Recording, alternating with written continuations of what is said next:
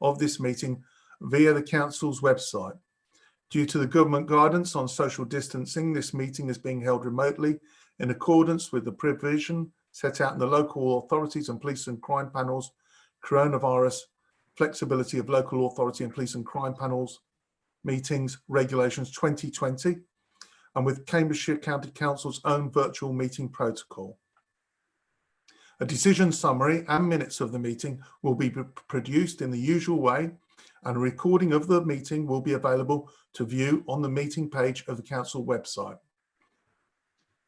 To enable the meeting to run in an orderly manner, I would ask all members of the committee to keep their video camera switched on for the duration of the meeting and to keep their microphones muted, except for when I invite them to speak. Officers will join us to introduce their reports in the usual way. Any members wishing to ask questions or make a comment should indicate this by clicking, bear with me.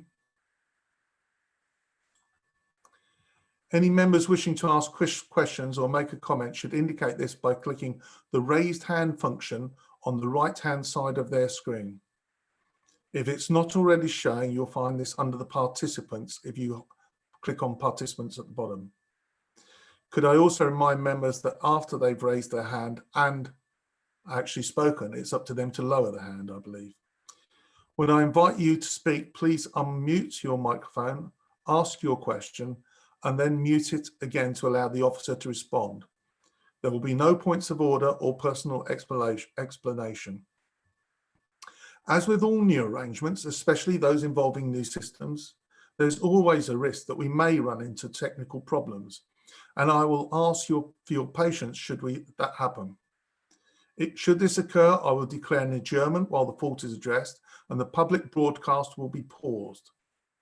If it is not possible to address the fault, the meeting may be abandoned until such time as it can be reconvened. Please also note that to facilitate discussion, I intend to waive the committee procedure rule, limiting members' contributions to 5 minutes. I also propose to allow members to speak more than once on each item, if appropriate. However, make sure that your contributions remain concise and to the point. I will remind members and officers that all virtual meetings will be recorded. On the basis of that, I'm now going to move on to the agenda. And the first item on the agenda is the attendance. And members, I will begin by calling the names of all members of the committee. To establish your presence, please confirm your presence. Councillor Anna Bailey. Present. Thank you. Councillor Ian Bates. Present. Thank you, Ian. Councillor Simon Bywater. Present. Thank you, Simon. Councillor Steve Criswell. Present. Thank you, Steve. Councillor Roger Hickford. Present. Thank you, Roger. Councillor David Jenkins. Present. Thank you, David. Councillor Sebastian Kindersley. Present. Thank you, Sebastian. And for those that weren't here at the start of the meeting, we have a new member of the council, Councillor Peter Mcdonald. This is the first meeting. Welcome, Peter. So, Councillor Peter Mcdonald. Present, Chairman. Thank you, Peter. Councillor Eliza Machini. Present. Thank you, Eliza. Councillor Lucy Netsinger. Present. Thank you, Lucy. Councillor Tom Sanderson. Present.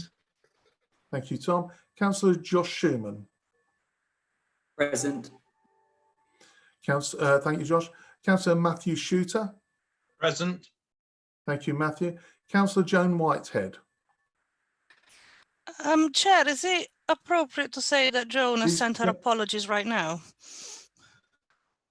Okay, this is before the apologies. So, oh, I'm very sorry. No, it just seems an unusual way of doing it. So thank you for that, Eliza. But yeah, apparently, so Joan won't be joining us. And myself, I am present. I'm now going to move on to apologies for absence and declarations of interest. It does strike me that perhaps we should reorder that in future, but good point, Liza. So do we have any apologies? Yes, Chairman, we have apologies from Councillor Lorna Dupre and Councillor McDonald is substituting, and apologies from Councillor Joan Whitehead. Thank you, Michelle, and I hope to take that on board. It does make sense to run that the other way around, I think. Okay. Does any member wish to declare any disclosable pecuniary interest or non-statutory disclosable interest?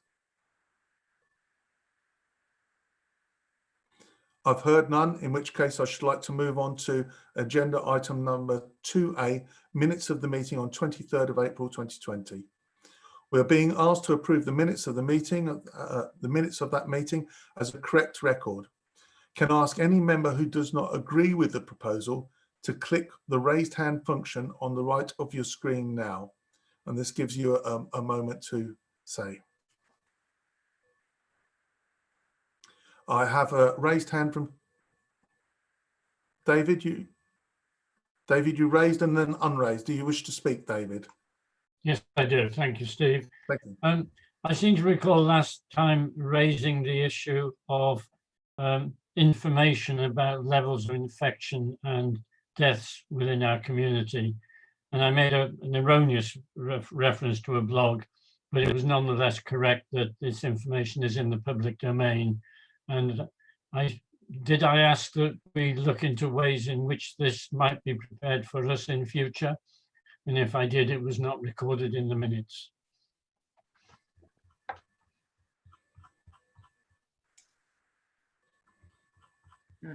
Chairman, I think that's part of the action log in the next bit. Thank you, Michelle. I do recall the comment. I was just popping straight over to the action log to see if I could find it. So we'll go over to the, if there's no other comments on the minutes, then what I'll do is I'll wait until we have a commentary on the action log and highlight that. Okay. So David, if you care to lower your hand for the moment.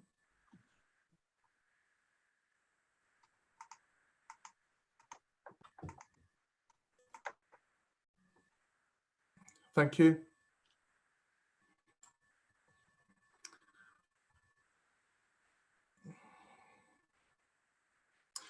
An updated action log was included in the published papers for this meeting. All the actions are marked complete.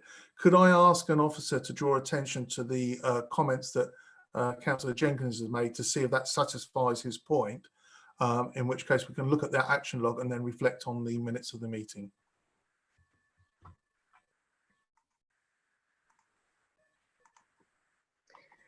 Chair, it's Amanda Askin here. I think that's covered in 242 under the link that Liz Robin has provided. So that data is published on Inform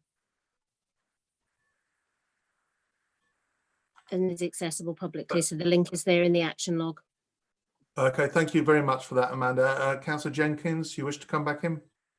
Yeah, it's not really a comprehensive and directly accessible report of information is my point, I think, Steve.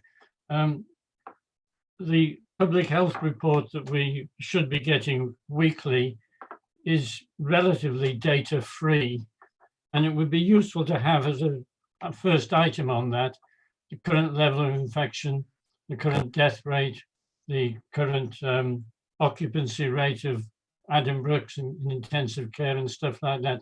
Relevant stuff which is important for us to understand what's happening with the outbreak within our community. It's all very well sending us over to one place to look for one piece of data and somewhere else to see another piece of data. Why don't we have just a nice, easy, bring it all together. This is what's happening today, guys. So if I may, David, so my understanding of the General Purposes Committee Coronavirus Report is to report on the strategic actions of the County Council and why it's done that way. So the reporting element of the degrees of coronavirus and where it is not a strategic part of our action plan, so it wasn't handled in that way. I'll take your comments on board and I'll work with officers to see what may be done in the future to make it clearer why we take the actions why we do in relationship to any information that might be out there. So I'll take that away as an action for myself and officers to look into. Thank you. Thank you. In which case, do I have any other comments on the minutes or the action log, please?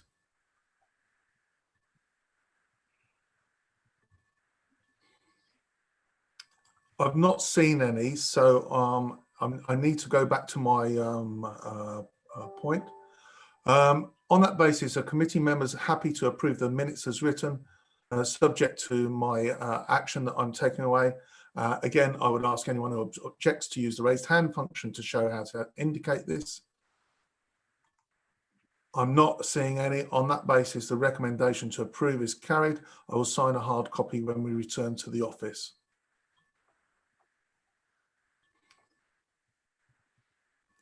No further members have indicated that they wish to speak on the action log, so I'll take the action log as noted. Agenda item number 3, petitions and public questions. We've received no public questions or petitions, so we will move to the next item of business. Agenda item number 4, other decisions, COVID-19 update report. As you know, officers have been asked to bring a report on the COVID-19 response for those services for which each policy and service committee is responsible. Given the rapidly changing situation and the need to provide the committee and the public with the most up-to-date information possible, I have accepted this as a late report on the following grounds. 1, reason for lateness. To allow the report to contain the most up-to-date information possible. 2, reason for urgency. To enable the committee to be briefed on the current situation in relation to the Council's response to COVID-19 for those services for which it is responsible. Could I ask the Chief Executive, Gillian Beasley, to introduce the report, please? Thank you very much, Chairman, and good morning, everyone. This is your second report on the County Council's response to COVID-19. And in the report, there are 3 recommendations. One in relation to noting the response to the impact of coronavirus. Second, it's to note the projected financial implications. And the last one is to note and endorse the recovery framework, which is set out in section 4 of your report. So our presentation is going to be from 3 of us, from myself, from Chris Mallion, who has been able to join us, but he is not able to get his video functioning, but he will be able to the report that relates to him. And Amanda Rascombe is going to cover the work on the recovery framework. So going on to the response in relation to COVID-19, you will see from paragraph that there is an ongoing response to this emergency. And as you know, the SCG, which is part of the Local Resilience Forum, declared a major incident in relation to COVID-19 on the 23rd of March 2020. And we are now still in that response phase. And you can see from the highlight reports which we published on Monday, and indeed from paragraph 2.1, that there is a considerable amount of work being done in relation to the response element of this emergency. And some of those are highlighted in relation to our work with care homes, our work with the shielded and vulnerable, with children, and also we've had added, as you can see from paragraph 2.3, the responsibility when the guidance is handed down from government on the tracking and tracing elements of the response to COVID-19. So there is a tremendous amount of work still being done day in, day out by our services in communities to respond to the COVID emergency. And as I said to you at the last GPC meeting, we're working the kind of response phase alongside some of the recovery work, which Amanda will describe later. So that work is extensive and it's ongoing. You will also know that on Sunday, the Prime Minister announced a plan to move out of lockdown, and that plan was published, a 50-page document on Monday. And alongside that, there's been substantial guidance published about this. I refer to that in paragraph 2.5, and I just wanted to say, obviously, we're in step 1 of that plan, and we've done some work with our staff communicating with them as to what it means to them.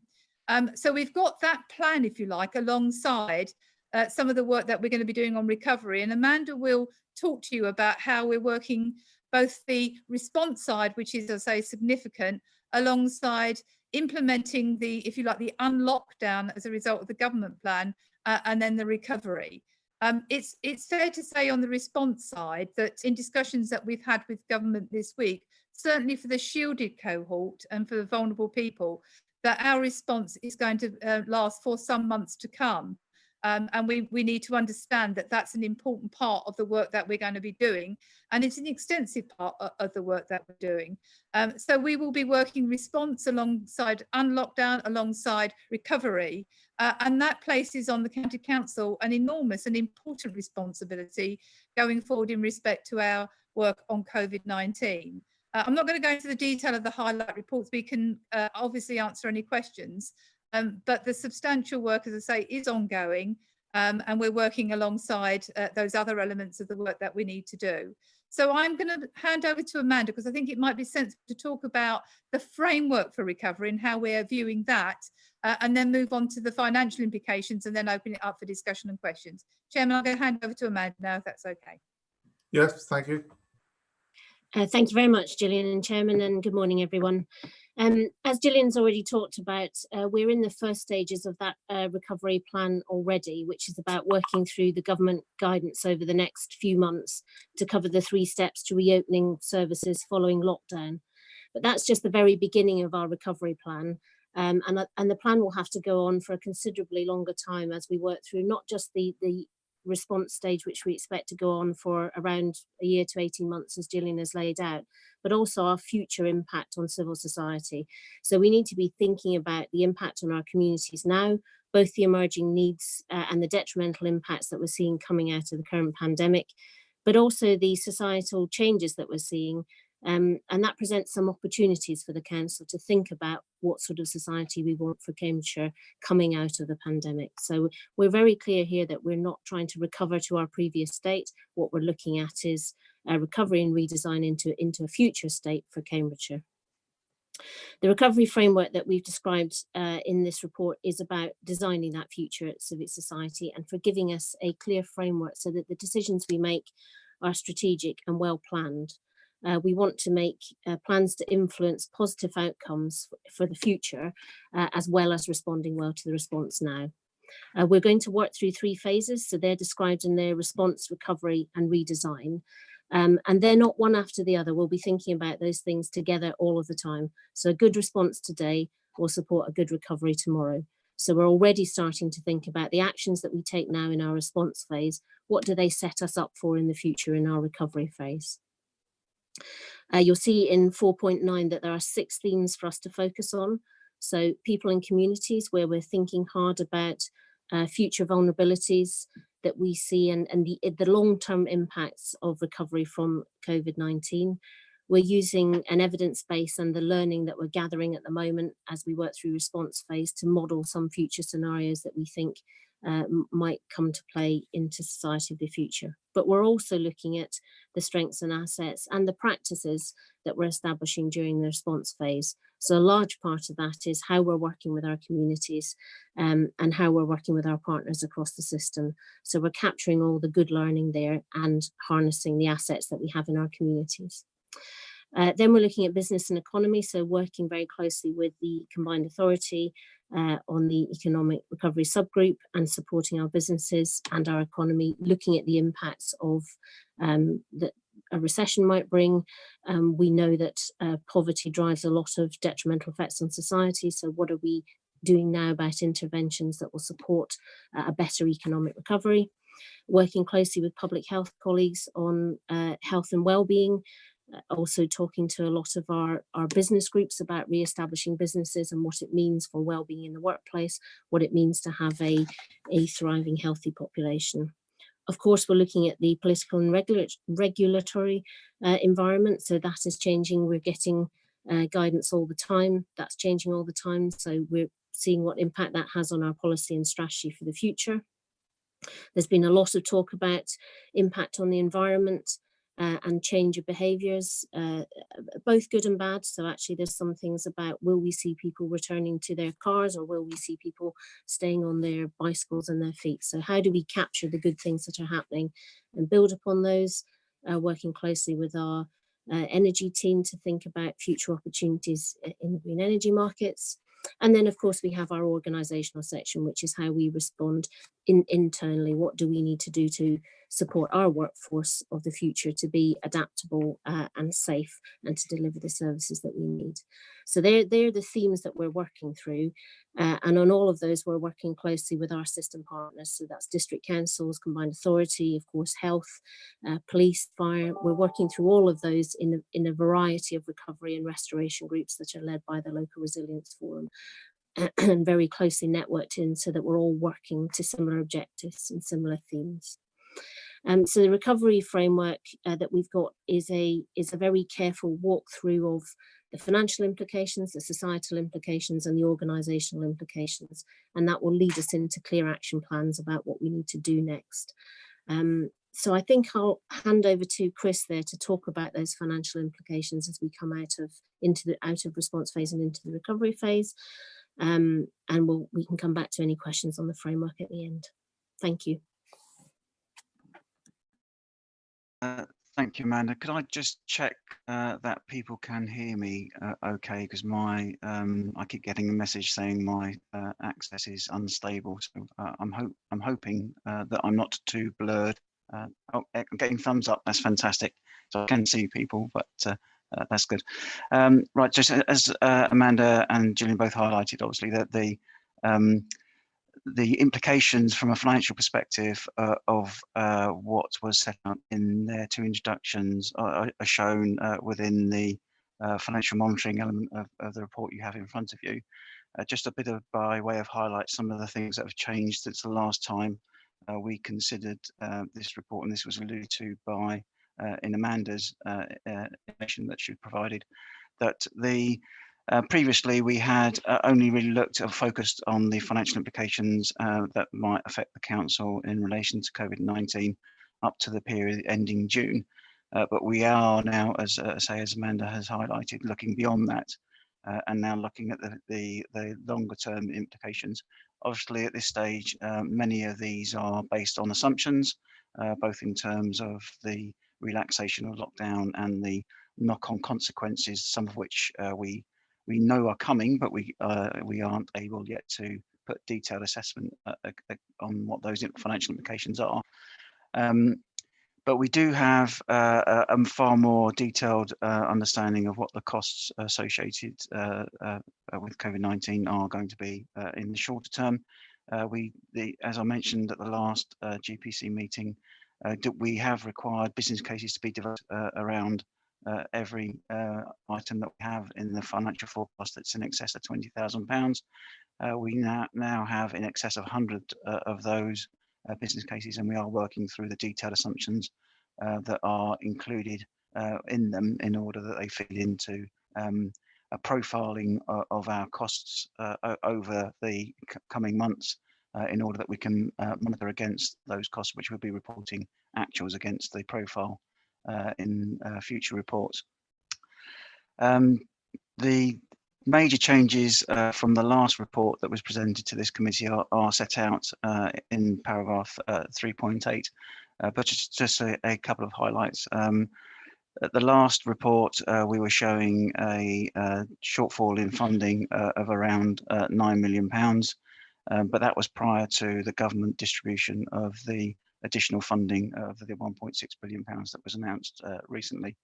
In the first tranche of that funding from government, we received 14.6 million, and this latter sum was redistributed in a slightly different methodology, and the council received 11.5 as a consequence of more resources being redirected to district councils to support the challenges that they were facing. So overall, the council have received from central government £26.1 million, which is shown in the table in 3.5. We are also expecting the CCG to fund some of the additional care costs that are highlighted in the report to the tune of £10.3 million. With the additional costs that have been highlighted in the paragraph 3.8 of the report, we are now expecting the overall deficit to be in the region of just under £8 million if there's no further funding tranches from central government. Just a word on that, as we progress through time, some of the highlighted areas that I've mentioned in terms of fairly broad assessments will become clearer. Some of those may go down, but we expect there are quite a lot of hidden costs that will come forward as we get into the recovery stage that was highlighted in Amanda's introduction. One of the key things, obviously we're trying to support all of our supply chain. We have an internal governance process to manage requests for support.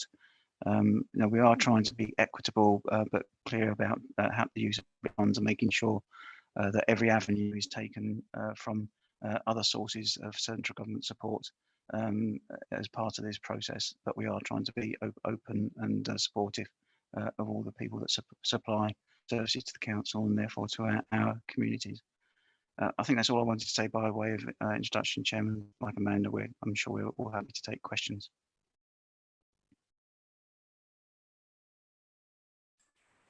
Thank you very much, Chris. Thank you, Amanda, and thank you, Gillian. I'll go to questions from the rest of the committee in a second. I just want to check on the funding, or some bits I want to check my understanding. So the funding estimations used at the moment are moving towards aligning with the new government mandate that we looked at the end of July. But actually, this isn't a reality costing in that respect, that the returns to government aren't a reality, and nobody can actually make a reality costing at this present point in time because we simply do not know where it's going. So it's very much a best estimate that we're working to, which shows a significant funding shortfall. So that's the first point. The second is the point about the multi-year facet.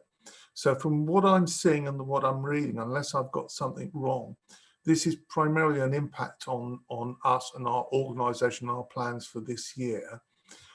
Whereas it would seem likely that our multi-year budget, our 5-year budget, will be heavily impacted in later years as well, but we're not in a position yet to determine what that might be. In fact, whilst we deal with the current crisis through the GPC, probably wise not to get too distracted to that, but just to put a marker down that it is perfectly obvious there will be big changes coming forward. So just checking that those two statements are relatively correct, please, Chris. Absolutely spot on. I avoided the use of my infamous tail that I highlighted last year. At the last meeting. But you're absolutely right. The major, or not the major, but there will be significant impacts, particularly around council tax and business rates, which are a key part of our funding strategy going forward in 21, 22, and possibly beyond.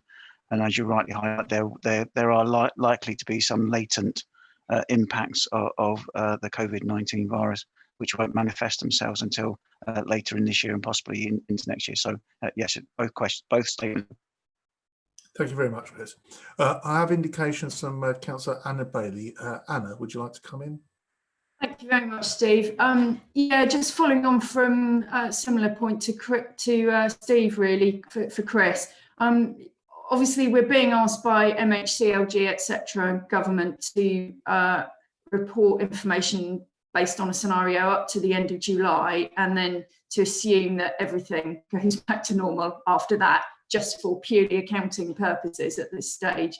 But that doesn't seem to sort of sit very well with the paragraph at 3.8, bullet point 3, where it talks about the fact that, you know, social care pressures and social care demand and need is highly likely, I would suggest, to be different pattern, you know, coming out of COVID, and that you've assumed in the scenario, you're working on some scenarios, and that you've assumed that you've put in a provision for additional care pressures for the period beyond the pandemic.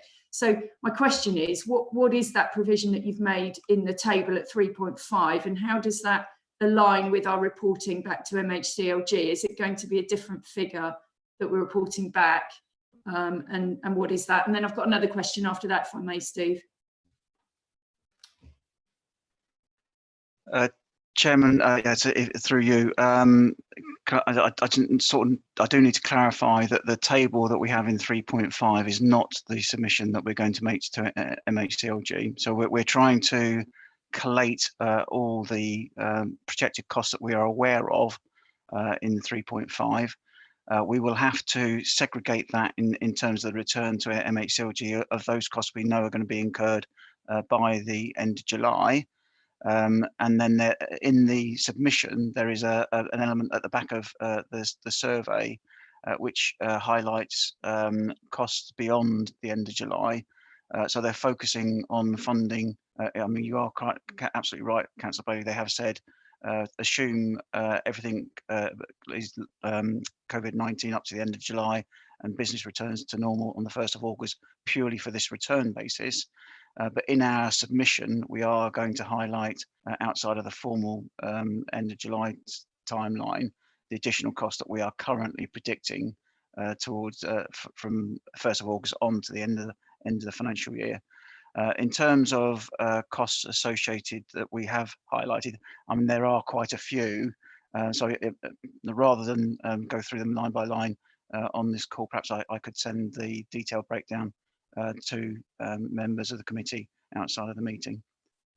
That would be great, Chris. I'm really just interested in the breakdown between what we've assumed beyond and what are the current real costs. That would be helpful, you know, in relation to the adults committee.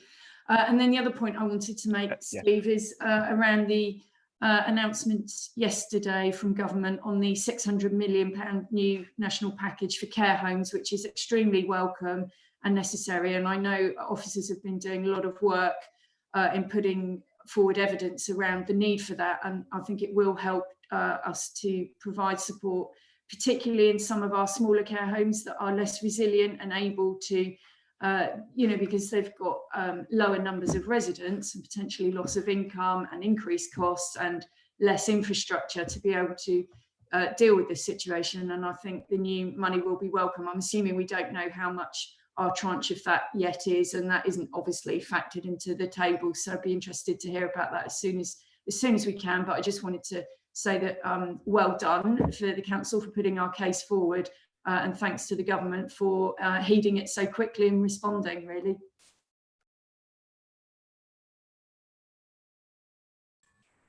Yeah, thank you for drawing attention to that, Anna. As you know, that we continually make representations to government across all areas for Cambridgeshire, because we are so tragically underfunded even before the start of the coronavirus crisis. If it wasn't for the fact that we had a very efficient organisation, we simply would have been blown out of the water by this. But I'm very proud of the way that our officers are coping and the way that we've handled the money. It'll be interesting to see how the 600 million is deployed and what strings come attached with that and what freedoms are allowed with that. But it's very welcome news at this point in time. Thank you, Anna. I've now got Councillor Lucy Nett-Singer indicating wish to speak. Lucy. Thank you. As has been said, this crisis is ongoing and the everything to do with it changes every week. So obviously this is a snapshot in time. I think there are loads of areas of concern which remain about the crisis, particularly the crisis in care homes and the level of infection in our care homes, which has been covered in other meetings. So I won't go into it very in detail in this meeting. Just to respond to what Anna said about the 600 million into care homes, that is very welcome. It is very overdue. And I think the impact on the finances of our care homes of the outbreak, which is happening there now, is going to be enormous. And while that 600 million will be helpful in the short term, I think that the restructuring and the re-examination of the way that the whole care home market is managed is going to be a huge concern for all of us in the long term. But this report is largely about finances, which are also very important for the council and are also something that are changing on a daily basis. I've got one quite specific question which relates to the level of detail which is behind this report. So it may be, Chris, that you can't answer it now and you'll need to get back to me because it might be to do with commercial confidentiality and things. I do welcome the fact that so there is this report and then there's more detail behind it, which we've been sent in the COVID reports, and that's very, very welcome. The thing that I wanted a little bit more detail on was in respect of the assumptions that have been made about commercial and rural rents in the forecast. So if it's possible to give me more detail on that now, that would be really helpful. But if not, then I'm happy to have an email later. I think that relates to something the government has talked about how it will cover any additional costs for the councils, but actually the impact on the council's finances is not just about additional costs. It's also very much about our loss of income. And I'm very concerned that there's been very much less coming out from government about how they're going to support councils in relation to that loss of income, which is very, very significant. So it would also be good to hear that there are messages going back to government that it's not just about them covering additional costs, but it's also about them recognising that councils are going to suffer very significant losses of income as a result of the shutting down of the economy. I think that's all the questions that I have for now. I think it is important that this is going to be, that we recognise that this is a changing pattern, and whatever is reported this week is likely to change next week and the week after. There is actually one other thing I wanted to say, which is that, Amanda, I think your recovery framework is excellent and really helpful. It's clearly just the very start of that process, but it's really good to have a sort of clear framework about how we're going to analyse those things going forward. So thank you very much for that. Thank you. Chris, did you want to say anything on with regards to the rural and commercial income?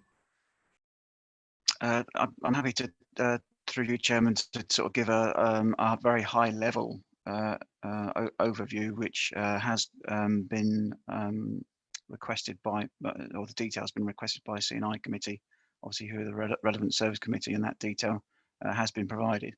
I think the underlying principle that we're adopting is we're not taking a blanket approach. We're taking a specific case-by-case review. And that's the sort of governance that I referred to previously, which was in relation to supply chains, but the same principle applies to our investment portfolio as well, and I'm including the rural estate in that. So we are trying to support our portfolio of investments and our tenants as in a broader sense, in the best way that we can, because it's in our long-term interest that they are able to see this the COVID-19 process through and come out the other end as successful and maintaining the rent streams for the future. But obviously we do need to be equitable. We do need to be transparent. So we do have an internal governance process for say looking for on each case on its own merits, using transparency as a sort of fundamental principle in order to support those organisations and businesses. I mean, the number in the broadest sense that we have in the table in 3.5 appertaining to commercial investments currently stands just in excess of £1 million. I wouldn't want to go necessarily into the detail of that on this call, but I'm happy to provide that detail outside of the meeting, Chairman. Thank you. Thank you very much, Chris. There were another number of other points that Lucy raised, which I'll try and answer. The first one is I agree with her that the work by Amanda on the recovery work is excellent. In case Lucy isn't aware, we're back with the joint management team, myself and all the chairs of the committees, working alongside them, trying to get the best reaction possible for the people of Cambridgeshire to the coronavirus. And we're very heavily involved in drawing up those plans and working together with the officers. And I want to extend the compliments to the entire office of cadre who are doing an exemplar job throughout this environment. In terms of your other question, Lucy, is the message going back to government on the commercial income as much as the, say, points about increases in cost and social care? Yes, it absolutely is. When we started on this journey, it's very clear where the immediacy of funding was required, and that was in increased costs.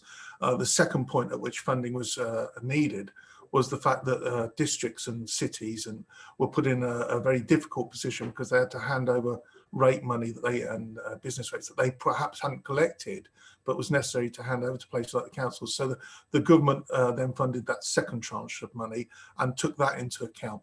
But what we do need is the government to understand that it's a very, very complex situation.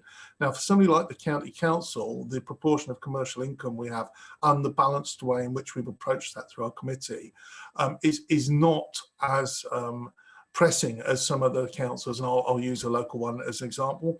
Cambridge City Council has a very high amount of commercial income from the car parking. However, I would make the same case in favour of government listening to their arguments with regards to car parking, because it is a long established part and fundamental part of their budget package. I think where government is slightly concerned might be some of the commercial investments that were made rapidly in the last couple of years, and perhaps out of kilter with a balanced risk approach that they may feel are not coronavirus. That coronavirus is not the sole reason that they may be causing difficulties, and they may want a different position there. But from our point of view, the county council is absolutely lobbying for its loss of commercial income as much as anything else, because we have a balanced risk portfolio that was entirely appropriate. Thank you. I now have Councillor Eliza Machini. I'd like to invite to speak. Eliza. Thank you, Chair. First of all, can I echo the sentiments? I think the recovery plan looks, insofar as it's possible at this point, it looks really, really good, and it was fabulous to read. And it's very, it's very nice to see that we have such a nice plan and vision. So I will look at that with interest in the future. I appreciate, my question was going to be about the section 3.4, and some clarification has already been given when Councillor Bailey spoke, but I'm still a little bit confused as to the relationship between this reporting that we do with that it looks to me completely arbitrary cutoff date, and the internal reporting that we're going to be doing about our own finances, and how that's going to affect our own forecasting figures and things. Because to have an idea that you're going to have a certain type of expenses until the 20th of July or whatever that is, and then a completely different situation after, doesn't seem to be going to have any relationship with reality. So I was a little confused about that. So I'm sorry if I'm just not following properly, but I just wanted some clarification. Chris, do you want to come in? I may come in afterwards, but Chris, if you could. Yeah, by all means. Thank you, Chairman. If I've caused any confusion by the addition of that paragraph, that was I make an apology for that. It wasn't intended to be confusing. Just to be absolutely clear, our profiling and reporting projections that we're reporting to this committee are based on the likelihood that of the instance of cost that we are going to incur as a county council. The reporting that we do to the MHCLG and the date lines that they want included in that reporting is a completely separate issue, and I don't want the two, even though I have confused it, for which I apologise. I don't want the two things to get confused. So the narrative and the numbers that we're including in our reporting to GPC are our projections of our county council costs for the period that we can identify at this point in time. You don't need to worry about the MHCLG return. That's almost sits behind it. We just put it I put it the narrative in this report to highlight the approach that the government are adopting on national reporting, and the reason they've got that deadline it's not a policy issue. It's just in order to maintain some consistency in approaches, because local authorities in the first reporting adopted completely different stances in their on the basis. So it's to bring consistency into it. And again, I apologise if I've caused any confusion by its inclusion in this report. Sorry, thank you, Chairman.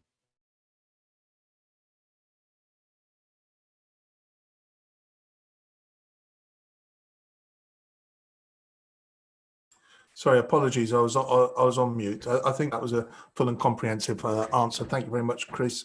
Eliza, just nod your head if you're okay. Yep. Yep. Yes, thank you. I'm sorry. I don't mean to say that Chris was misleading or anything. It's just I got myself in a muddle. I just wanted to clarify. Thank you. No problems. I understand the reason for the question and the clarity that was given. So thank you, Eliza. I now have a question. Councillor Peter McDonald, would you like to speak? Yes, thank you, Chair. So it was just 2 or 3 comments really on the recovery plan and suggestions. As Amanda, I think, has referred to, then the work that we're doing with the combined authority on the economic recovery is obviously really important. The recovery subgroup and the Mayor's Forum. It's just a plea, and I'm sure Amanda will do this anyway, which is a big focus on the recovery needs to be on the SMEs, the small and medium-sized enterprises. You know, the big companies are clearly very, very important to us, but so are the SMEs. So, and a McKinsey study this week showed that the big economic impact in the workplace will be on the low-paid, the young, and to women. So, if we can think about that, and if Amanda can factor that into the discussions there. Health and well-being, I notice, I'm glad to see is in that recovery plan. I see the reports from the WHO that say we may have to live with the virus, obviously not at this level, but live with it for some time. And therefore the health and well-being is really, really not just, you know, a nice to have, it'll be a need to have a strong health and well-being strategy. And then the final point I wanted to make, Chair, was just around transport patterns. I mean, that's I guess that's not for this committee, but transport patterns are going to change. Myself and Ian and Roger are on the A505 study group, and we were talking about this, whereas, for example, there may be even more truck and van traffic and maybe less car traffic for meetings in the medium term. So what that will do to our overall transport strategy. But again, if Amanda could sort of factor that into the thinking and the work with the combined authority, that would be great. Thank you very much, Peter. Just to let you know that I sit on the mayoral forum on behalf of the county council, and our officers have a group that does a lot of the work for that. With regards to the small businesses, very well represented there. For example, the Small Business Forum is on that mayoral forum group. They're well represented. I know that your district leader, Bridget Smith, often talks about small businesses at the forefront, as do many of us. So we do believe that, you know, we need to cover all factors and try and deal with that. With regards to transport, you do raise a valid issue, and it's up to the Transport Committee sides on how to deal with it. But it's a complicated issue that we will discover how it moves forward. It's impossible to say today what the change in the car, vehicle, cycling, walking usage will be, because there are a lot of conflicting factors. So, for example, the desire not to use public transport means that if people wish to get into a city like Cambridge, for example, they have 3 choices: walk, cycle, or car if they're not using public transport. And all of those compete excessively for the same space. We have submitted a number of pop-up cycle lanes and longer-term cycle lanes and pavement ideas over to the Combined Authority. Are looking at them at the moment as a first step, but I think that this picture will evolve over a period of time. So these are very much in our thinking. And with regards to health and well-being, public health is a responsibility of the County Council and is embedded across all of our directorates. So it's actually quite much at the forefront of our thinking, not least for its own good, but also the impact it has on other committees, such as in later life on the Adult Social Care Committee. So very firmly embedded and will always be at the forefront of our thinking. So thank you for those comments, Peter. I now have Councillor David Jenkins who wishes to come in. David, do you wish to speak? Yeah, thank you, Steve. 4 point-stroke questions, if I may. First of all, just to labour the point I made earlier about information, it would have been useful in section 1, where we talk about the national context, if we put the local context in as well. So that would be a good place to put up-to-date information on what was happening with the coronavirus in our territory. Second point, just for checking, the link in 2.2 to the weekly reports doesn't seem to be up to date. It seems to be missing the last 2 weeks. But thirdly, this is my big substantive question. A lot of talk nationally at the moment about the UK not going in for another period of austerity, but the government simply taking on more long-term debt with the help of the Bank of England. What's the county council equivalent of that? And are there options we could look at, and what are they, and how realistic are they?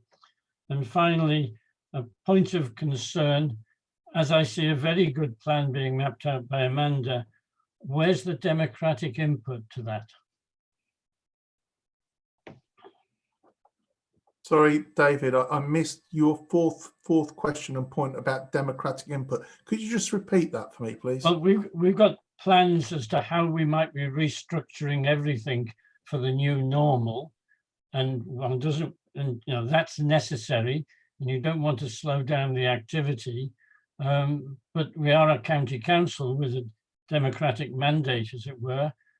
How do we make sure that the new normal reflects what the people of Cambridgeshire want the new normal to be? What's the democratic mandate? How do we get democratic input? How do we get councillor input? So I think I can take the fourth one first, if I may, David, and then I'll hand over to officers. So now that the virtual meetings is up and running and allowed for by law, the reasons for emergency and urgent decisions by the Chief Executive, Gillian Beasley, for example, has fallen away to a certain degree. And so that there is the normal democratic accountability should be returning throughout the system.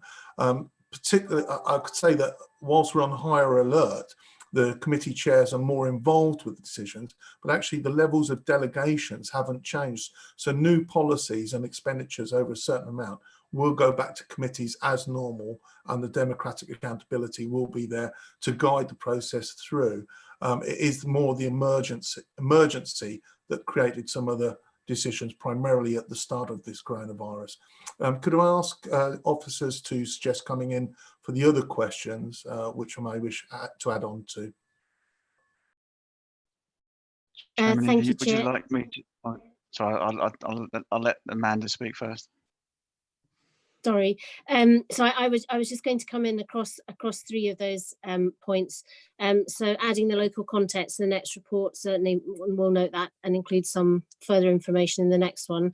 The highlight reports, we are doing those by a monthly cycle. So this meeting comes at the end of our service committees that would have happened in mostly in April. So you've got April's highlight reports. The next report that's coming to GPC for the 2nd of June meeting will have all of May's highlight reports in it. So we're doing those on a monthly cycle for GPC.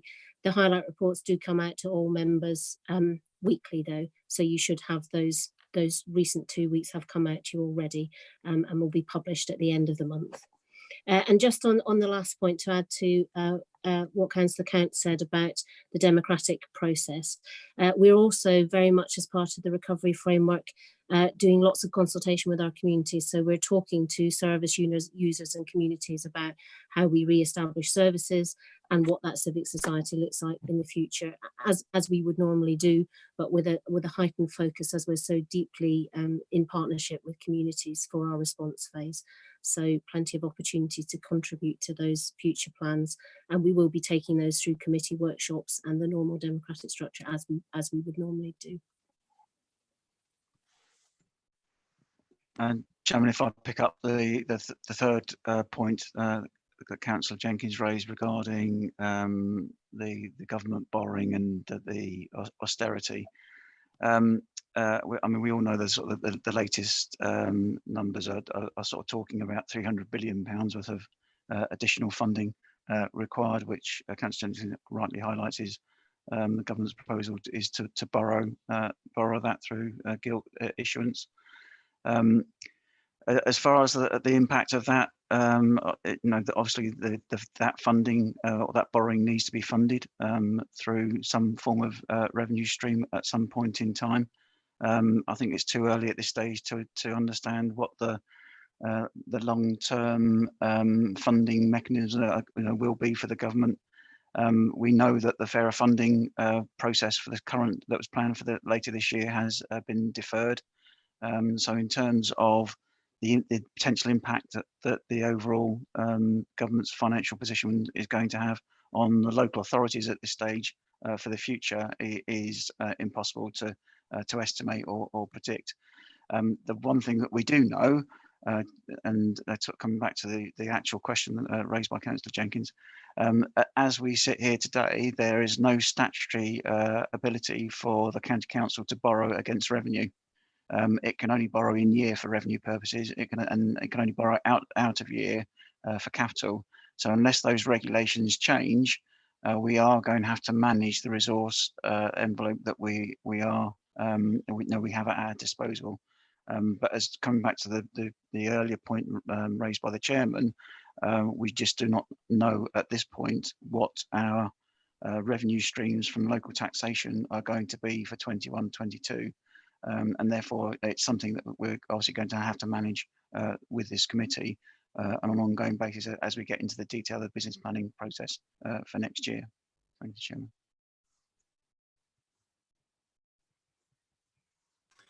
Thank you, Chris, and thank you, Amanda.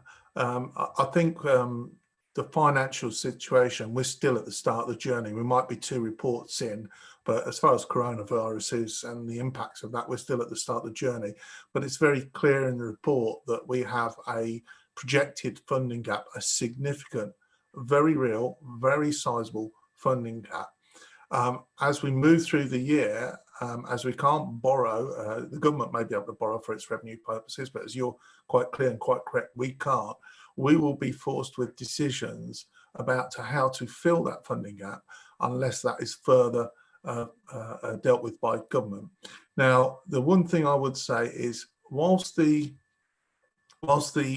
initial data set from MHCLG based on their initial returns puts Cambridgeshire probably at the lower quartile across many, many different aspects of coronavirus expenditure. The point I'd make about that is it's quite unsound, and that's why the government's asking for these new figures to have a common base.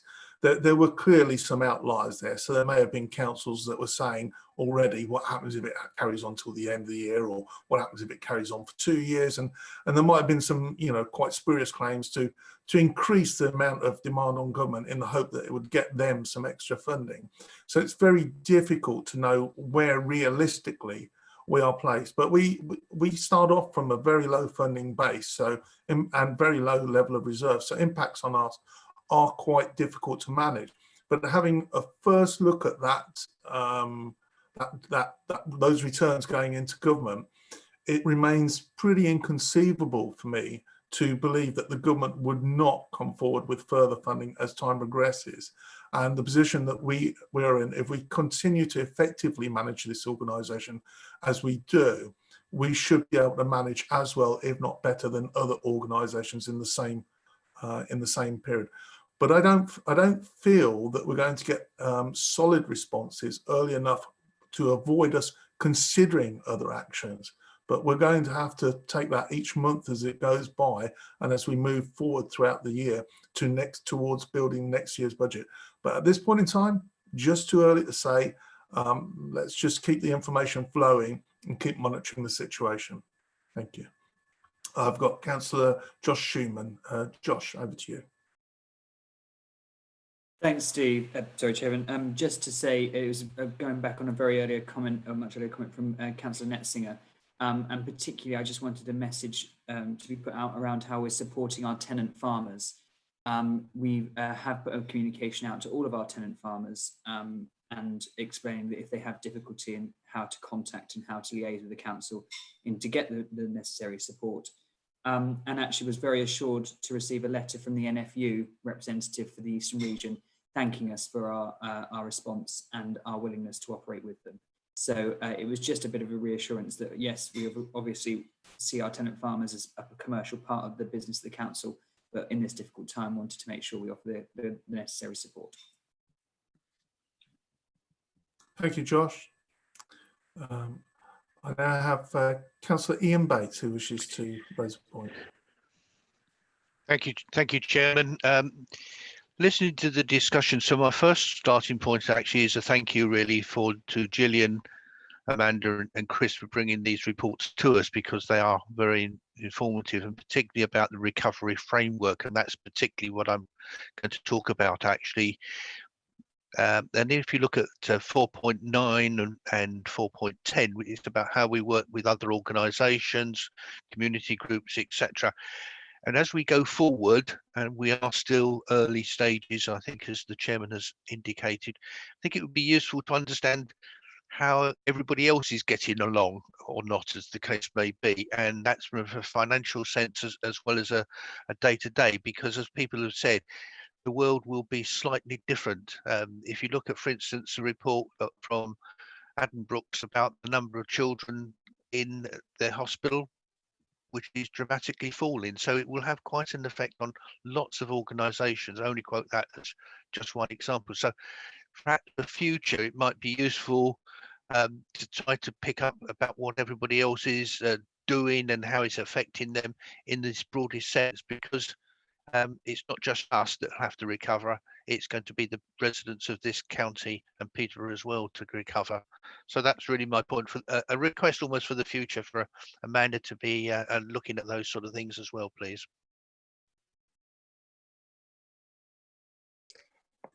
Thank you, Councillor Bates. I think so. I sit as our representative on the Local Resilience Forum Recovery Group, and Steve Cox and Wendy Ogle-Wellborn are part of that group as well. So I could add a paragraph of a monthly report coming into these on what's happening in that group, if that would be helpful.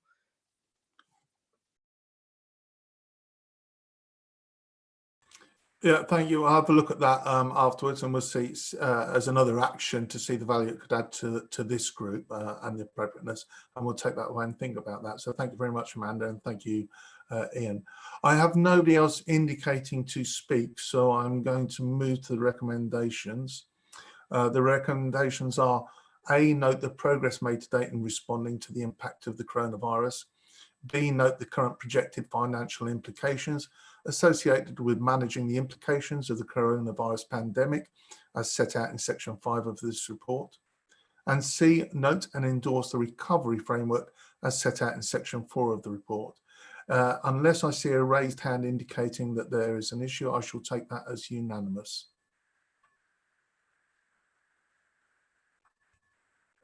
So thank you very much, committee. I'm going to take that as a unanimous endorsement, and thank you to officers once again for that those clear reports. I'm going to move on now to agenda item number 5, the General Purposes Committee Agenda Plan, Training Plan Appointments, outside bodies, groups and panels.